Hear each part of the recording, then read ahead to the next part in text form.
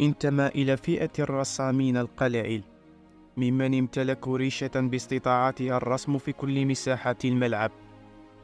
فتوالت الأوصاف والنعود وأساليب الغزل والجمال.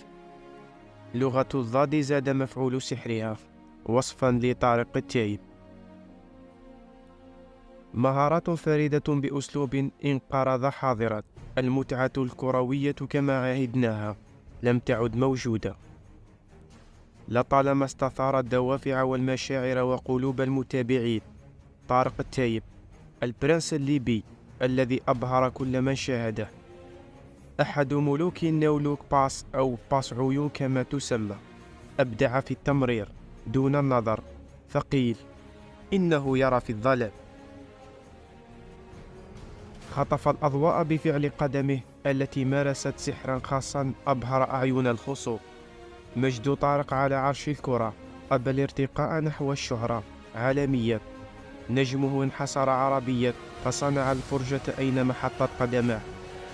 تجاربه الأوروبية كانت محدودة في فرق أقل شأنا من اسمه. مشوار قصير رفقة بريمير البرتغالي وآخر رفقة غازي عنتا في تركيا، رسم فيها قليلا من إبداعاته وترك لمحات تمنى البعض رؤيتها في دورية أكبر. قيل أن التايب كان قاب قوسين من التوقيع مع يوفنتوس. تعذر إرسال إجازة اللاعب من الاتحاد الليبي عرقل مسار الانتقال إلى السيدة العجوز. تصنيف المنتخب الليبي عالميا حرمه من التوقيع مع ويست هام. رخصة الاحتراف في إنجلترا كانت تنص على أي لاعب خارج إنجلترا ألا يتعدى تصنيف بلده المرتبة 70. صال وجل في الملاعب العربية. تألق رفقة صفاقس وخطف الأضواء في الدوري التونسي في عز نجوميته.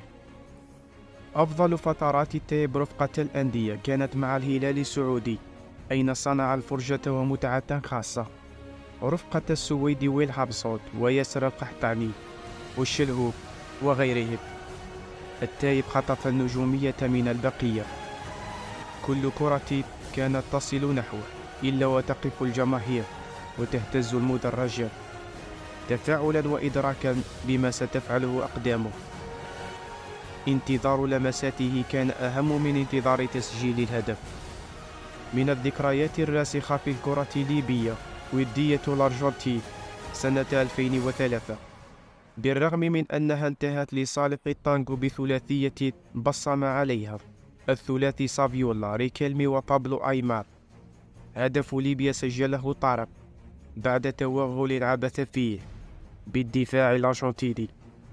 قدم يومها الأمير الليبي واحدة من أفضل مباريات مسيرته وخطف الأضواء رفقة نجوم عمالقة آنذاك.